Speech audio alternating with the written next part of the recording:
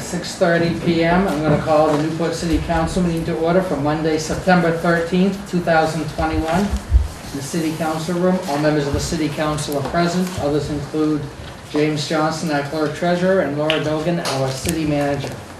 And joining us remotely is Ed Barber from the Newport Daily Express. This time I need, second item on the agenda is to approve the minutes of August 16th, 2021. And I would entertain a motion. So moved. Motion made by Mr. Vashon. Is there a second? Second. Seconded by Mr. Wilson to approve the minutes. Any discussion? Hearing none, all those in favor say aye. Aye. Opposed? Ayes have it. Motion carries.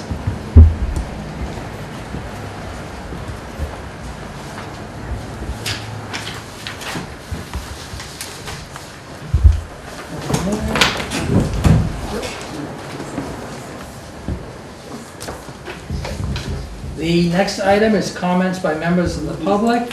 We have Ron Bergeron, and his topic is a stop sign, Bluff Road, and speeding Prouty Drive and Bluff Road. Stand. Yeah. Mayor, I live on the corner of Prouty and Bluff. That's the corner where if you were to make the right turn, the hospital is on the left. And I find that there's a lot of speeding that goes on over there, and especially with some of the louder vehicles. You know, sometimes they're pickup trucks and sometimes it's regular sedans and stuff, but I don't know whether they just like to hear themselves or whatever it is, but they take off like it's like they're, you know, like a jet plane. And I know that we've had those speeding traps or whatever previously, but you know, that's coming from the funeral home going back towards my house, and a lot of the speeding goes the other direction, or I guess whenever they see that thing there, they're not going to speed, right? But I mean, when it's not there, they go crazy. So, and also, I don't know if I could just draw a diagram. So here's Bluff, and then it turns to the left and Bluff continues, and then Prouty goes to the right. Now here's a stop sign here, but there is no stop sign coming from Bluff going to the continuation of Bluff going up towards the high school. There is also no, I'm sorry, there is a stop sign coming from Prouty getting to this corner, but none from Bluff going that way, and none from Bluff from the lake and going this way. So I don't know if one of these days there's going to be a collision there, because these people tend to go very quickly. So there's only that one stop sign which is coming from the hospital. So between the speeders and the people that don't stop because there's no stop sign, I'm just kind of concerned. December, I'll make this quick, December of 2019, a fella who works at the high school, I guess he was a janitor or custodian that works at the high school. He came around with the pickup truck from his job, and he managed to land onto my property, hitting my car and also taking down my shed. So, and he was not checked. He refused to be checked for, you know, a medical attention.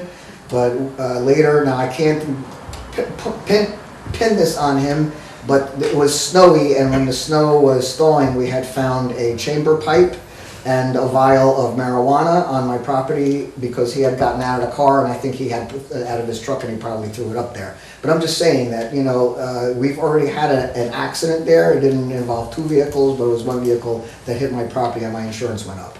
So I just wanted to bring this concern to City Council. That's all I got. Is the speeding all hours, or is it happening more now that the high school is in session? Because sometimes A lot of evening. A lot of evenings. A lot of okay. evening, especially dark. Yeah, especially Okay. dark. Yeah. No, I'm just trying to get an idea, because I know sometimes once high school gets in, we have issues with the school, and I was just kind of getting an idea. Yeah, a lot more, but it's just busier. Early mornings and in the afternoon, people coming and going from school, it's just busy. But I mean, at night, they go crazy. Yeah, with the speeding.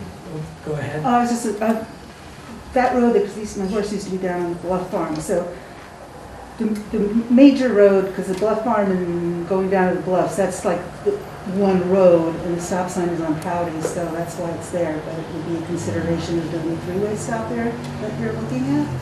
Yeah, maybe something like that. Is that something we could have Travis look into? Well, Maybe, definitely having a that. three-way. And we have a lot of cyclists and children that are cycling, and a lot of people from the hospital who walk around there in the morning. They go for their walks or even in the afternoon. So With a three-way it's a stop. potential, disaster. Because we have a three-way stop up on West Main, right? That's a three, the foot of the hill, and that seems to work. And so, three-way stop there. So it would have to Chime be in here, assessed. I know it's not supposed to be. I will break the rules just Thank once. you. We live further down Bluff towards, right opposite the farm. There are no sidewalks there, and there are also no signs that remind people of the speed limit. So the cars, as they come along the other part of Bluff, they see a car waiting at Prouty, and they think they're being helpful, and they accelerate to come a little faster, then they continue like bats out of hell up the rest of Bluff. And it happens going the other way. They accelerate to go up the hill as opposed to slowing down there.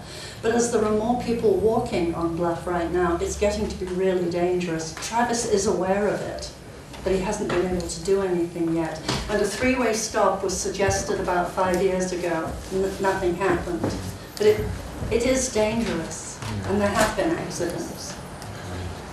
Oh, also not to, just to say that, but the police can't be everywhere all the time either. I know because they've been up on Mount Vernon quite a bit lately, they've been on Right. Sias Avenue.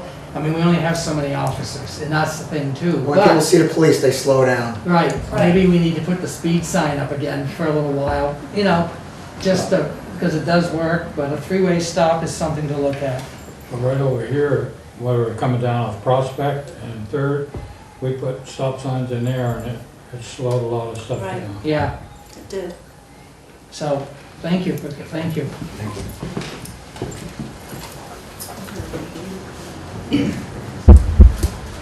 Okay. The next item is a wastewater treatment facility update. We have Pedro Grandin here. He's Just gonna make sure that this opens. Got one. whoop. I was just, oh, there it goes. It's waking up. Is it still coming up? Yeah, they're waking up. It's always a risk. So, this happened Friday the 3rd at the wastewater treatment plant. And I'll let Pedro tell you in detail. So Friday morning as I come to work, I noticed that the primary digester, the tank right there, was overflowing. Which the procedure for that, to stop it overflowing, is we shut down the waste pumps so it doesn't pump any more of the sludge into the tank. So once we got the leak stopped, we had to start figuring out how to clean up and what caused the leak. So there's us trying to use the red truck. We made a dike so it wouldn't go out into the ditch, into the river, as you can see right there. And we started sucking up the sludge. And there's a dike right there and how we stopped it so it wouldn't leave the facility, so we'd be in trouble. That's coming around from the front of the building out to the back, digester sludge from the primary digester. And this is the front of it. We had fire hoses stretched out and we were starting a cleanup procedure to try to get it cleaned up and retained and put back into the sludge storage tank. This is the side view looking, if you was by the greenhouse looking towards the tank, towards the exchange. Just another view of how it overflowed itself and spilt all over the place. This is one of my workers hosing the tank down. We were starting to clean it and get it back to operation. Just another picture of us cleaning. This is a diagram that shows how the primary digester overflows into the centrate tank and over to the secondary digester. So what happened was, what we found out was, this primary digester, the pipe that comes out here was supposed to, it's at the very top, but not as high enough so it overflows and all that. And what happened was, we got rags into the thing and it plugged it. And we have these positive displacement pumps, and when they pump, they don't care what's going on. They're gonna push material. It's got a long ways to go anyways, but it's positive displacement pumps. They'll push until something gives, and this is exactly what happened. So what happens is when the sludge is put in there, the centrate is the stuff that the solids of the digester, thicker stuff settles, and we pump that over, and then the lighter stuff goes over to the other digester. It does its job, and then that overflows into the headworks. We treat it, and it goes out, and we capture the sludge. And as you all know, now we have our own press, and we press the sludge, and we take it to the landfill on a daily basis. So that's the culprit right there. 5-gallon pail of rags, we got in the pipe, clogged it up, and it caused all this catastrophe. This is a picture, as I was telling Laura, that every day we're unplugging pumps because of rags. It doesn't matter if it's at the facility or if it's at pump stations, stuff like that. We're fighting a battle and all that, and it's becoming a point where we're starting to do damage and causing a lot of problems. This is another 5-gallon pail at one of the pump stations that we'll get an alarm because we got a high level in it, so we have to go no matter what time of day or night it is, take the pumps out and unclog it with the rags. This is the digester that you see in the beginning. That's all cleaned up. We use fire hoses and stuff on it. We get the mess all cleaned up. This is the front of it. We had it running down the stairs towards the front of the building, all over the place. This is the side from the greenhouse, as you can see before how black and dirty it was, and we got that all cleaned up. This is where it was running down back, one of the pictures and all that. You know, we just hosed it, and kept sucking it up, putting it back into the tank where it belonged. Basically, this is view going down by the greenhouse, back again. This is the stuff that we take out of different spots at the wastewater plant, weekly, daily, monthly, and all that. And if you can, it's kind of hard to see, but it's basically garbage. We're inundated with garbage coming into the facility. This is grit and sand that we take out. We take out 2 yards every Friday. We dump a cart that has 2 yards of this material. This here is material that comes from the septage receiving building, which is from the septage haulers. Back in 2005, 6, and 7, they did an upgrade on the wastewater facility, and they put in a septage receiving building. So this shows you a screening unit that we have in here, what it takes out of the facility.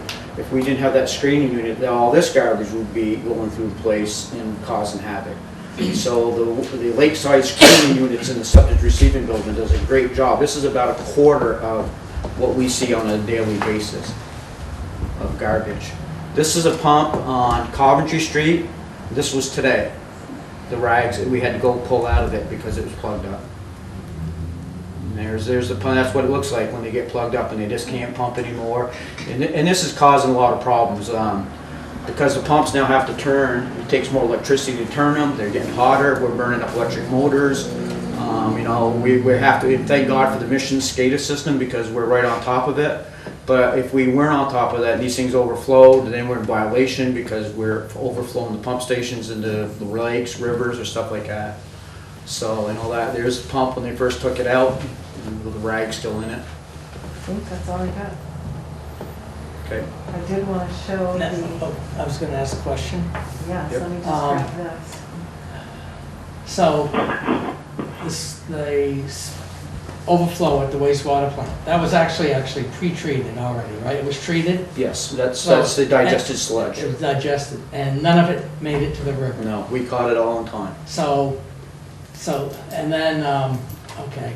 But I still, just in case, because it was outside the gate and all that, I did send a report to DEC because it is an untreated discharge. So I Right. still have to do the report to them. Right, because I saw it on their Yeah. website, because I do follow it. But this had nothing to do with what's been reported on social media about a wastewater treatment plant leak on September 10th. That was a pipe that broke at the hydroelectric dam. Yes. But everybody was quick to jump on social media and say it was a leak from our wastewater treatment plant when it wasn't. No, That's what I it wanted was to- definitely not. We Friday morning I got a call because the river was chocolate milk brown I went out to the river to look just to see what was going on. I walked underneath the bridge and I could see it was coming. I got in the city truck, and as I chased it up the river, I ended up at the pen stop blowing water 100 feet up there and all that. It flooded out the generation plant down below. From what I understand, it got 6 feet of mud and dirt and stuff in here. Blew out windows and everything. It was such a torrent of water. So no, that was not us. And that I got a call at 10 o'clock from DEC wanting to know about at night what is our illegal discharge we were doing on the lake. They weren't us. And I thank God I had pictures of that, and I sent them right to the guy, and I'm like, ooh, I guess I'm in the wrong place. And I said, yes, you are. So, and I reported the city manager on Saturday. Yeah, no, I just wanted to make that clear, Yes, because so we had no discharge. rumors get out there. And as you can folks too see and all that, if you looked at the sludge that was coming out of the tanks, how black was that? It ain't gonna turn the water No. milk chocolate brown, so. Can I- Yeah, go ahead. Yep. So the plugs that are happening, the waste that's plugging, it's not toilet paper, is it wipes and? It's there's I things don't that know, everybody, Depends and anything else anybody just wants to get rid of? yeah. Just, okay, so it's, People's toilets have become a garbage disposal in my Okay. mind. yeah, And what's happening is they're flushing everything down here. I mean, from feminine napkins to the disposable wipes that say flushable on them to but they, all kinds of plastic pieces and parts, toys. I mean, it's just amazing on a daily basis what we're catching. But it seemed we were having problems prior to COVID, and now that when COVID come around, the toilet paper shortage come around, it got even worse. And these flushable wipes, quote unquote, are they get into the pumps, and as you could see, those pumps, how plugged up they were. so they go down the pipe, but they don't break up like toilet paper? No, they don't. does, Do not just- dissolve. Okay, Do yourselves a favor when you go home tonight, go on YouTube and look at Fatberg. That'll really change your mind, and we ain't the only ones having it. It's, you know, it's, London had a sewer pipe that took them 9 months to clean because of all this. wow. You know, so it's all over the world, but our problem is that we, you know, the digester was one of the last things I would have thought that we'd have had a problem with, you know, and, you know, it just, we can't keep having that happen, and it just needs to be, we need to come up with a solution, which there is. So is it basically grinders at every pump We've station? already, well, they Or, have. like, I remember we had to do that at the prison, Yeah. because they were flushing entire bed sheets and blankets. They still are. I mean, you're right, and so they had to put in a grinder pump, I remember that. Muffin monster, they call it. What's that? Muffin monster, they call it. Oh, but it grinds up It everything. grinds it up and all that. We just put a brand new one in last year because of the disposal rags. The Muffin Monster we had, and it was getting wore out anyways, and it was time to change it out. It had just straight teeth cutting it. The new ones have got serrated teeth, so it cuts it up in smaller pieces, but some of the stuff still gets by and all that, and it just was raising havoc with the place. I mean, we had Lake Road Pump Station. I had to spend $3,000 a couple months ago to put a brand new motor in because the rags just got in there so bad that it just, the motor burned up, you know, and we have other stations that's doing it. So in the pump station situation, chopper pumps would be the ideal situation. You know, as we change them out or something like that, put the choppers in. So it's chopping these pieces up smaller, and we can move it down the pipe, and then we need to put in a screen unit in the headworks building downstairs. So when it comes in right at the beginning, we're taking the stuff out, bringing it up, and all that, you know. Another thing, my mind is working while you're thinking of questions. Septic hollows, should we implement that they screen it before it comes to us, or do we need to revisit our rates that we charge them? Because it seems like we're doing a lot of work. We're accepting the septage from all around us for people who don't have wastewater plants, and then we have to do all that extra work. So my thought is, do we either raise the rates, or do we make them pre-screen?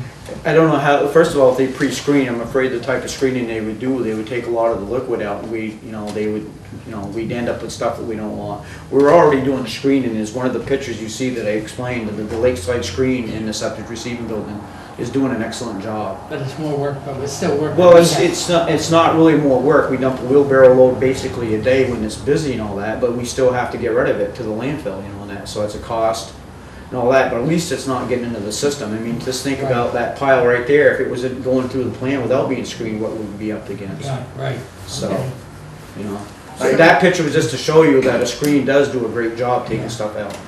And I appreciate you bringing up the flushable wipes, because if you read the back of the flushable wipes, it says it takes like 4 months before they decompose. or it's not made for certain systems, which Newport doesn't have that system.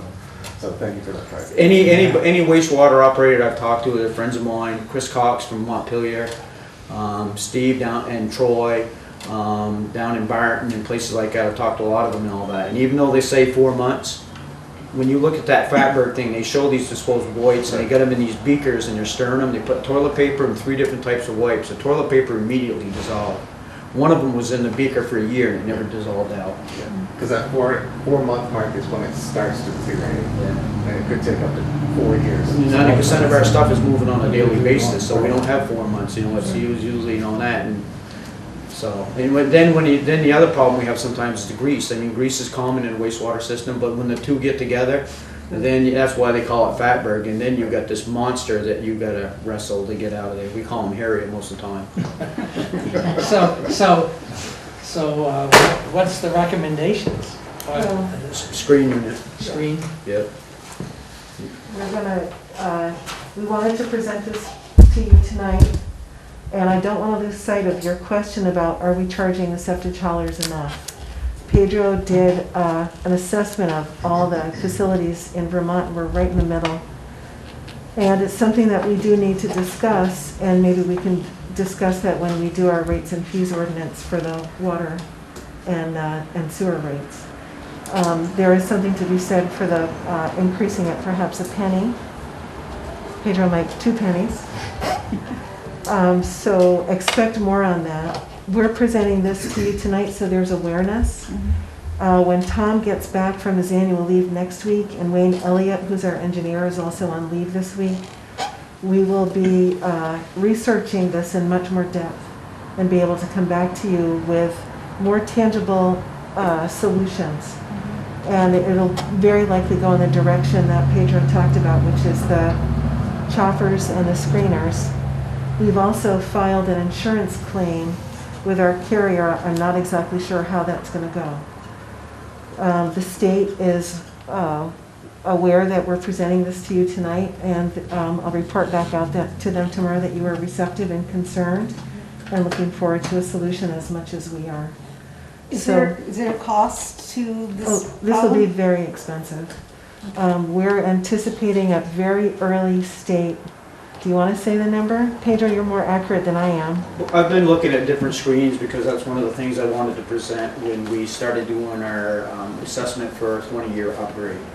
So, and of course it's going to take some construction because it's got to go down 3 stories into the basement where the headworks is.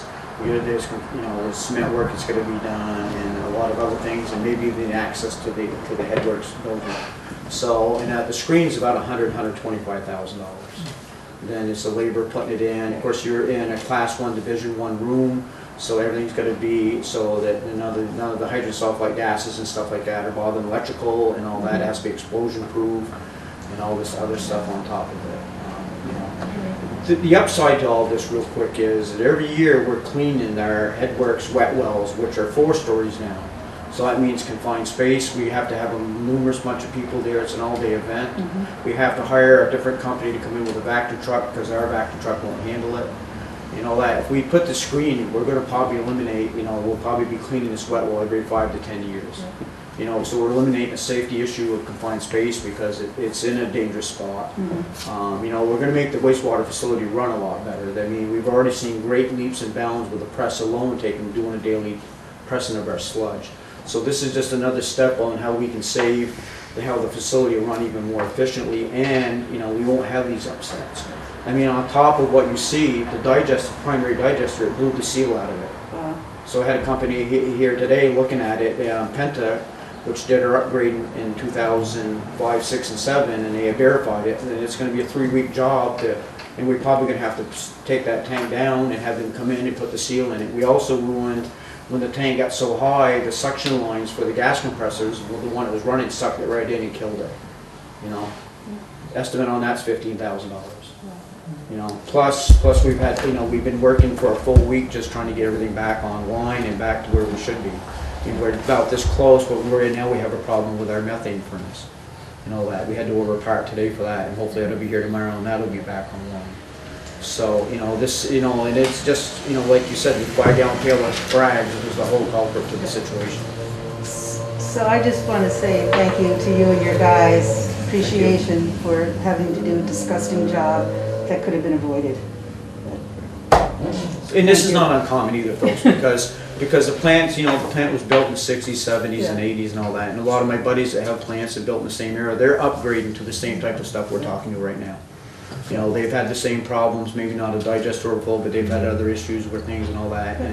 And the screens are kind of a new technology, new era and all that, but it's proven themselves.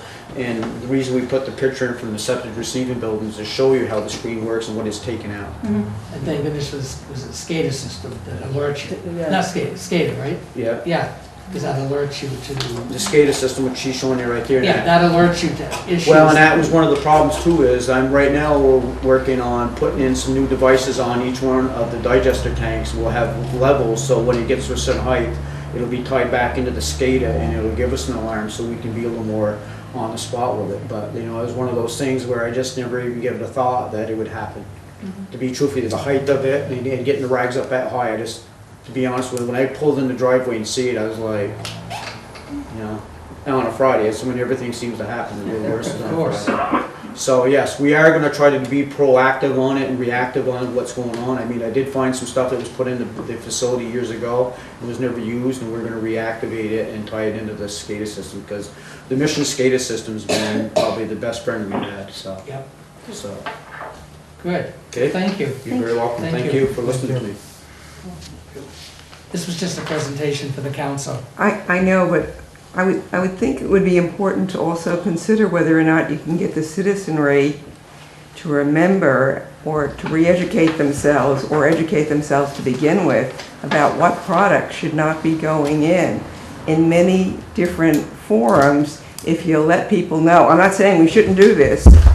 This is the back end, but the front end would be to keep educating people, constantly reminding them, when the water bill comes out or through the paper or whatever, letting them know these things don't go in the toilet bowl, or if the manufacturers are doing it, then they should know that too. We've, to be honest with you, the city managers put it on the marquee board numerous times for me. We've put it in papers, on the website, and I believe in flyers. It's gone out with water bills and stuff like that. I've talked to numerous other operators, and they basically said, we've tried it, good luck, because it ain't working for us, and we've tried it, that. And it basically, in my mind, it's an inconvenience to people. The toilet's an easy, accessible thing that we can throw it in here, flush it, and it's out of our hands, They and it's read gone. that it's flushable, And so they they flush it. Australia is suing Kimberly-Clark. I don't know if you know who Kimberly-Clark is, but it's a large manufacturer and all that. They're suing Kimberly-Clark because of that flushable thing on there, and they're doing well with it. And they're trying to get it changed and have them taken off because they are not flushable.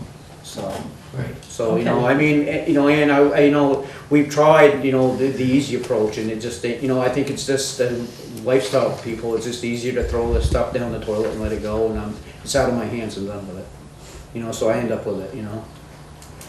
All right, thank you. You're very welcome. Thank you for listening. Thank you, Peter. And have a good night, folks. Good night.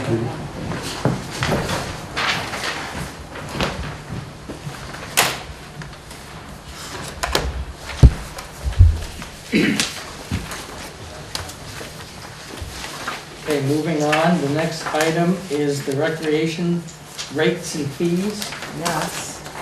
In your packets, I put in a draft and wanted to point out that normally our rec director presents this to you, and we can't wait too much longer to have the rates and fees be approved because the reservation system for the campground is opened up.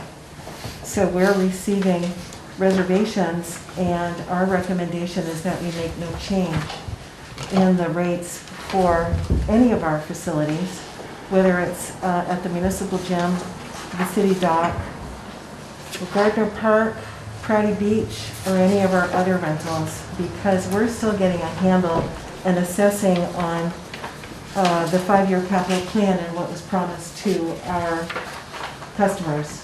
Where we do see an immediate need for a change is in the Gateway Center.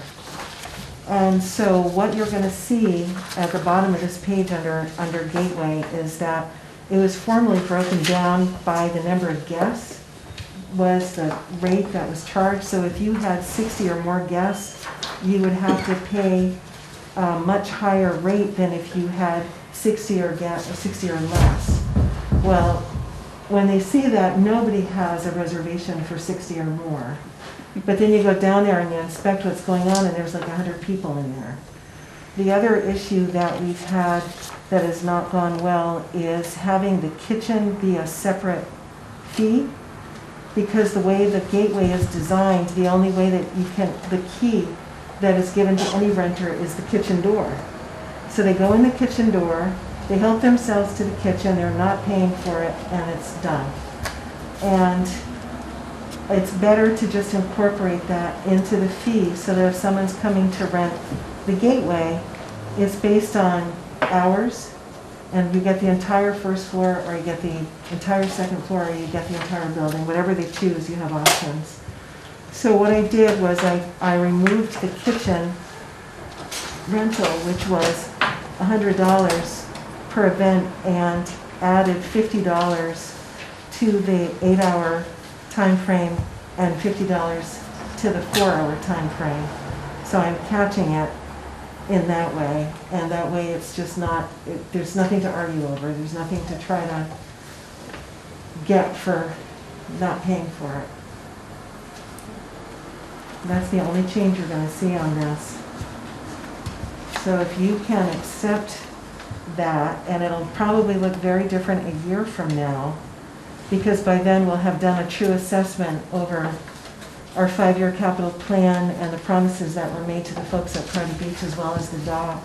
And we have made some significant improvements at Prouty Beach, but we've not yet hit all the marks that we wanted to.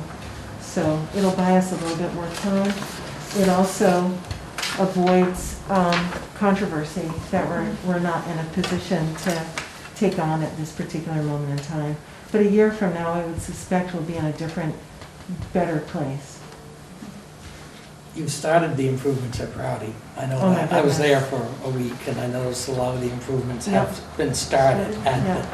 It's much better. it's much better. There's And, a few quirks to work out that I've yes. noticed. I'm glad Becky and Raven spoke with some longtime Yes. campers, And- they and- pretty much brought up the same things I'd mentioned to Yeah. you, and Yeah. things that need to And be we've worked gotten- on, that I'm glad to see that So what things have been on the list, what things have been taken they've care got of? the new washing machines, dryer. Yeah. They've replaced a lot of the electrical boxes I noticed have Yeah. been fixed. The faucets where you turn the water on going to your camper, the handles have all been put into these nice plastic, not half broken metal handles. Little things like that, little maintenance things.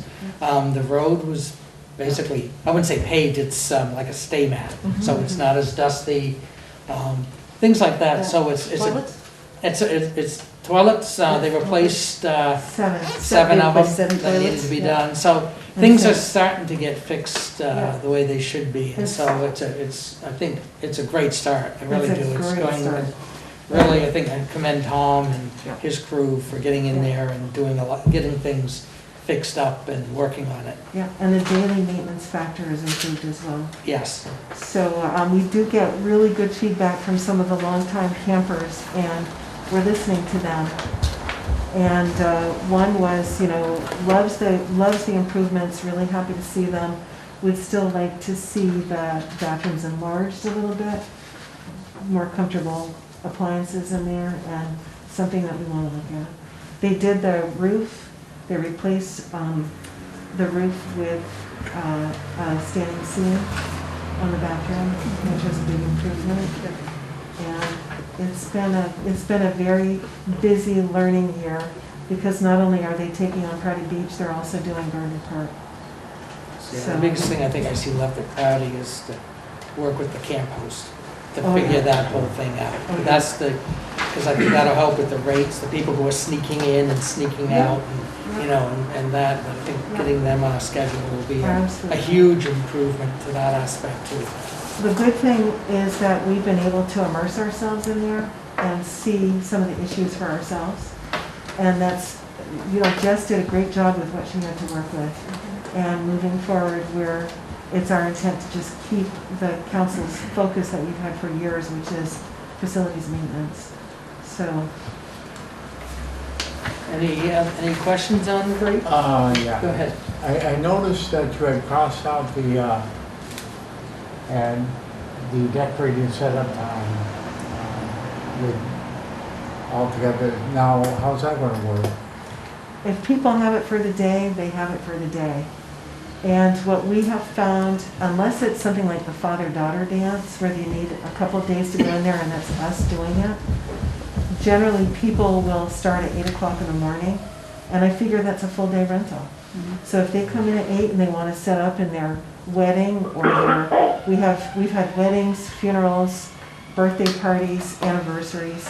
Those usually start around 11, and I'm just, trying to make it easy. We've had some fits and starts getting out of our own way so that when a rental does come in, they have certain expectations and we set them up for them.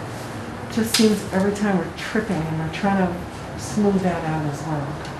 So I was just wondering, because I know in a wedding, typically, then they get married in the morning, and for everybody involved, the bride, groom, and everything, they're pretty busy that day. Is there any contingency where they might say, can we set it up the night before, so it's one less thing we have to worry about? we can keep that in there for that very scenario if you'd like to. There's no reason that we can't. Yeah. It's just a thought. Yep. Happy to leave that in. Just didn't want to make things more or less complicated. But So if you're willing to keep it in there, I'd keep it in there. So you're differentiating between coming in the morning, and so that's like an all-day rental, as opposed to my wedding goes to 11 o'clock at night, I really want to go home, and can I rent the next day just to clean up? Right, and it may only take 4 hours to clean up. Yeah. Or, on the other side, you have the wedding in the morning and you want to go the night before, get all the tables set up and just worry about getting the food. That day. Yeah, I don't know, I just thought Yeah. keeping that in there would, may not need it, but. Can Makes do. sense. Yeah, think about it, maybe just making sure that whatever our literature says, that it's not a consecutive time, it's a separate piece of time. Yeah, so I'll keep that in there. Other than that change. Everybody That's a good happy? Then I guess I would entertain a motion to approve the proposed rates with that one change. I'll make that motion, Mr. Mayor. Motion's been made by Mr. Charbonneau. Is there a second? A second. Second by Ms. Pedersen. Any discussion on the recreation rates for 2022? If there isn't, Can I ask why this wasn't included with the agenda in the information that we, sitting in the audience, were able to see ahead of time? I don't know. It's a draft, and once the council approves it, we'll attach it to the minutes. I can't hear that. I said it's a draft, and once the council approves it, we'll attach it to the minutes in its final form. So if we had a relevant comment, which we were unable to make because we hadn't been able to look at it, then you will approve it without ever having input from us, the peasants. That's sad. Well, I don't look at the website that often, so I don't know what's included online and what's not included. I just go by what's in my packet. And so, When the packet agreement was made, it was that we, the citizens, could see basically what you saw unless it was an executive session. And we would get that on Monday morning. We have not been doing that.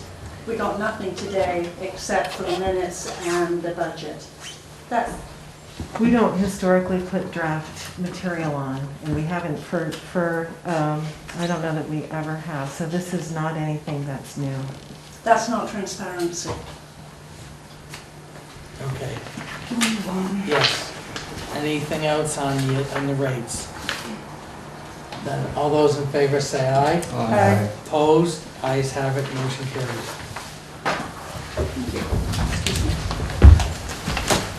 It's right on the bottom of page one. The next item is the tax rate for 2021-22. The council has a copy of it, and as usual, It's the education rate that's driving our tax rate in the city of Newport.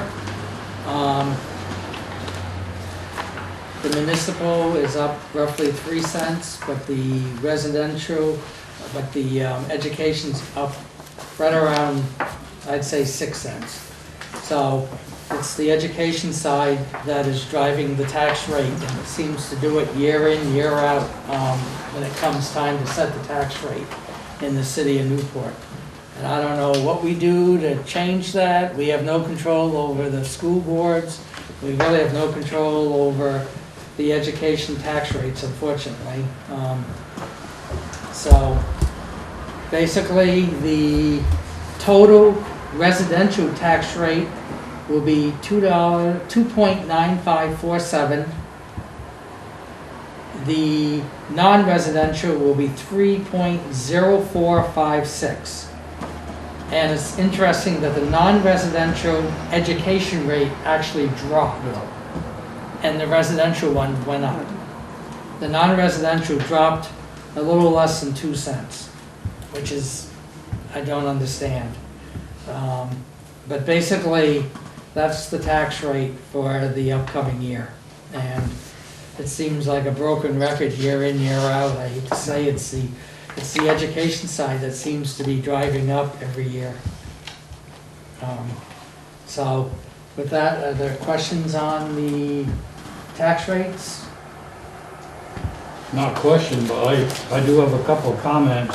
I know we can't stop this, it's all done through, mainly out of the state, out of our hands.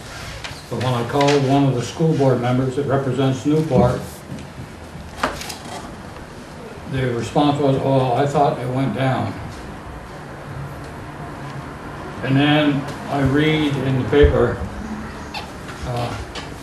after Bernie Sanders' visit here, I'm just going to read these 3 lines. And even though it's got to be set, just people need to know, Superintendent John Castle at NCSU thanked Sanders for supporting education through the American Rescue Plan Act.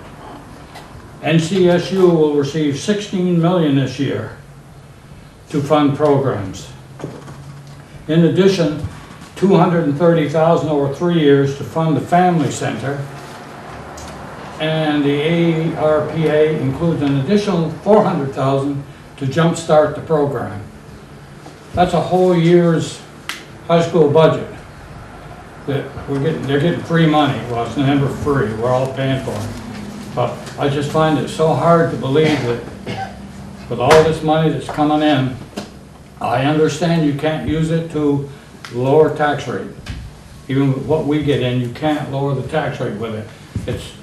There are some catches. You can use it for infrastructure, water, or sewer, stuff like that. I'm going to vote no, but it's going to pass anyways because it has to be set. If I'm recall over 20 years. There's absolutely nothing you can do. No, I can't do anything about it, but morally, I just can't. I understand, John. I understand. I agree with what you're saying. But the tax rate is going to have to be set before the 1st of October. Well, we have representatives on the school board. I understand. And yet, when you called, I thought it went down. I said, no, it's gone up about 8 cents. That's pretty sad. But we have no control over the school, so. Can I just add a comment too, that it's certainly education tax is in the control of the Department of Education in Montpelier. And one of the other things that I believe drives it from my years on school board and just sort of kind of paying attention to stuff since then, is that it's not necessarily your local students and your local teaching staff and your local staff that's drastically driving your budget. It tends to be the expansion of what school is. If anyone sits and we talk about, the school budget, we tend to think about it's kindergarten through high school. And that is no longer your local school budget any longer. Your local school budget includes all the preschool, early education stuff. You're paying for that through your local school tax. You're paying for college, the whole hybrid college class thing with community college and things. There's just tons of things that have expanded your local school budget. And the services keep expanding, but it's sort of just centered on, oh, it's your local school budget. And it's not just K through 12, it's the expansion of everything. So, connected to education. And it's the equalized. Well, it's a complicated formula, and I think they've changed it since I've gotten off, but it's weighted students, and it's very, Yeah, very there's a complicated. committee right now meeting to try to figure out a new formula, a new weighted average for, because they're trying to figure out how to figure out a new way to, I guess, weight the I don't know, weighted average, whatever. There's some committee that's been But- meeting on that. And that's just moving around who's going to pay what. It's not doing Right. anything to actually deal with the cost of education. It's Correct. just moving it around and trying to make it look better for somebody else. So, and I'm certainly not anti-education. As I said, I spent years on a school board and things, but it's very frustrating that, again, you look at your local school and you say, oh boy, they're like going crazy, but it's not really what it is. And of course, what frustrates me, I think, quite a bit is, because I worked in school for years until my position got cut, but what frustrates me is when people see the tax rate, they don't call up the school board member, they call us up. And that's the thing that frustrates me, is they call the city, they call the mayor, the city council, and they say, my God, the tax rate. And then I tell them, well, you need to call your school board. It's why I really kind of pass the buck on, call the school board, call the school board.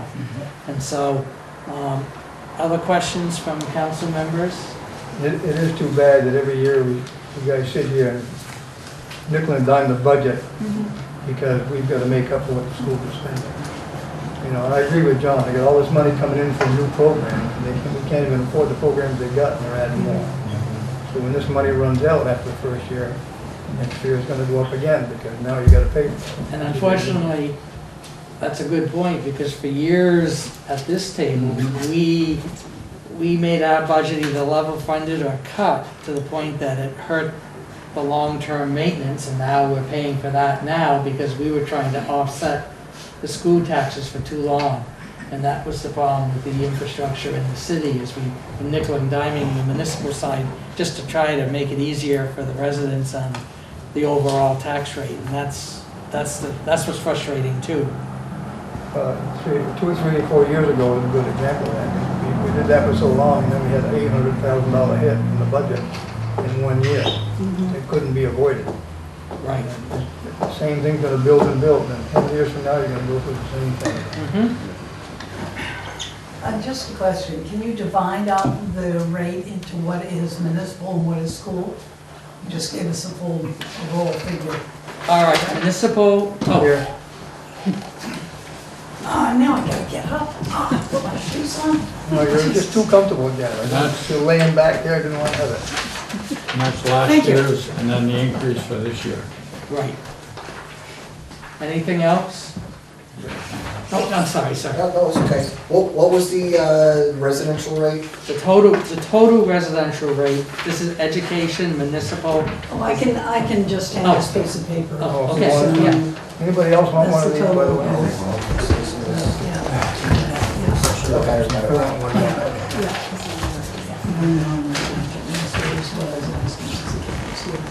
Municipal appropriations and Okay. All right, I guess at this time, I will entertain a motion to approve the tax rate for 2021-22. Oh, I'd like to go into it. I move to approve the tax rate for the 21-22 tax year. Motion has been made, is there a second? I'll second. Made by Ms. Patterson, seconded by Mr. Charbonneau. Discussion? All those in favor say aye. Aye. Opposed? Morally, I'm opposed because of the education rate. Okay, so it's 3 to 1. The motion carries.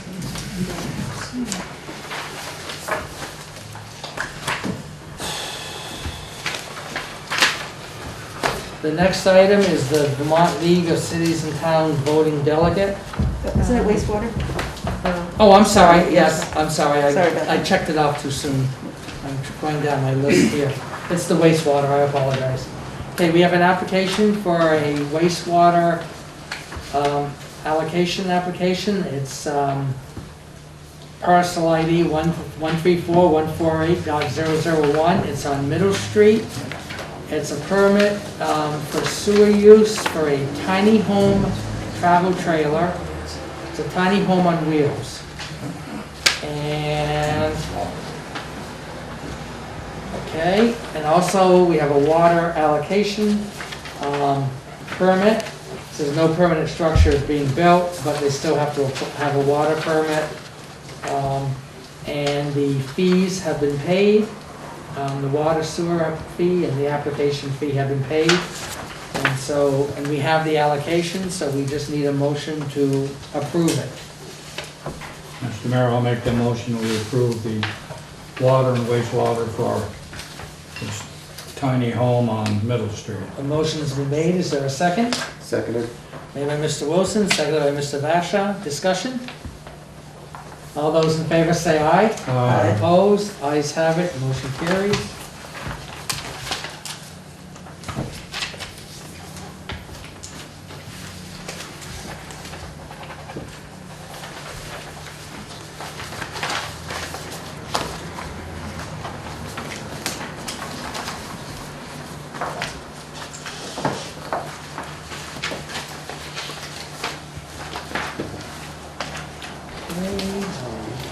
City manager. Thank you very much. This goes here. Okay, the next item is the Vermont League of Cities and Towns voting delegate. This is for the annual meeting of the Vermont League, and usually it's been the mayor, and this year it's a hybrid type situation. I can either attend in person or do it remotely, and I'm probably thinking about attending in person. It's going to be in South Burlington. It's, the meeting is Wednesday, September 29th. And so we need a motion. Mr. Mayor, I'll make the motion that we nominate you and thank you for volunteering to be our VLCT voting delegate. Motion's been made. Is there a second? Second.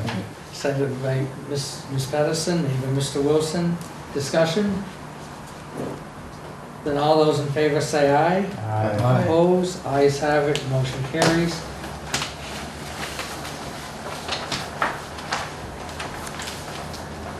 Okay. The item number 9, the town right-of-way occupancy request. We do not need to do any action on that tonight. It'll most likely be on either the next agenda or the agenda after that. They weren't quite ready.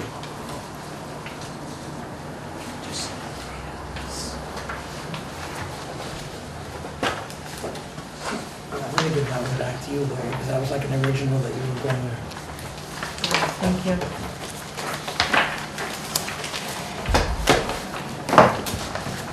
The next item is the annual fuel pre-buy. Yes, I put in your packets Fred's price. Let me just grab it. This year for fuel, $2.49 per gallon plus applicable taxes.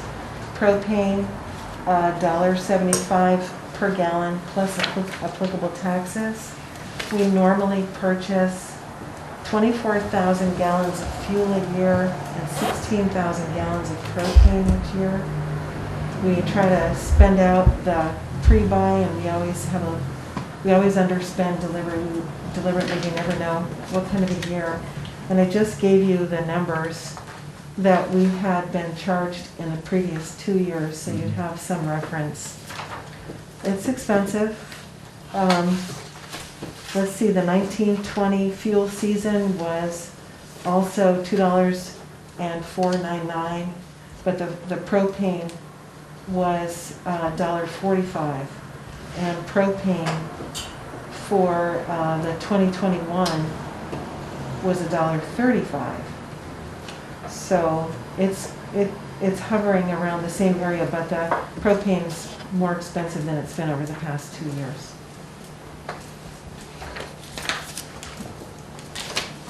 Generally, they figure fuel pre-buys is like an average over time, that you generally save when you pre-buy.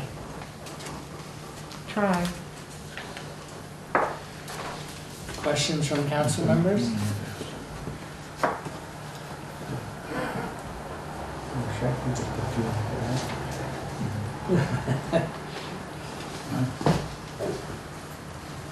What's that? What's the cost for this year? Oh, $87,976, doing the math. Yep. So I guess at this time, I would entertain a motion. So moved. A motion has been made to do the annual fuel pre-buy by Mr. Basham. Is there a second? I'll second. Second by Mr. Charbonneau. Discussion? Then all those in favor say aye. Aye.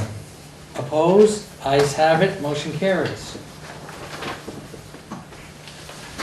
Thank you. Okay. Next item, new business. Mr. Johnson? Mr. Charbonneau? No. Mr. Wilson? No. The only new business I have is the fund that was just announced, where it's a panel that decides who's the rep for Newport. I'm just curious, because you got NVDA, NCIC, and it says City of Newport. Yeah. Who- It's intended to be the city manager. It is? Mm-hmm. Oh, okay, because normally something like that would come to the council, just to make the decision and authorize it, but if it's already, if it's set in stone by the state, then I guess, They were, the thought behind that is that city council positions are political, and they wanted to make sure that the decision was based on neutrality. And it doesn't mean that the city manager can't come to the city council and let them know in executive session what's happening. So, because I think it's an important thing that the Oh, yeah. council be kept up to date, because that's just my opinion on it. I think it's very important that we're kept in the loop on things like that, you know, because it's a fund coming to the city to help businesses in the city. And I think the council needs to know as far as any potential businesses coming in, so on and so forth. So I urge that we be kept in the loop on it. yeah. Okay. That was all I had on new business. New business? No. Mr. Vashon? Mine was just appreciation for Pedro and everybody on that cleanup, so it's an amazing job. Laura, any new? Not for me, thank you. Okay. Old business, Mr. Johnson? Mr. Charbonneau? No. Mr. Wilson? No. The only old business I have is I just was going to give an update regarding the structural analysis at the grandstand. As you know, engineers came in, 2 of them, they spent the day. They had the fire marshal there. They did various measurements. They did plumb line tests. They did all sorts of things. They had the fire marshal go through it. And so now it's a wait and see game for the report. And the report that these folks are going to be providing will talk about the structural integrity. We'll talk about all the state regulations that would have to be met.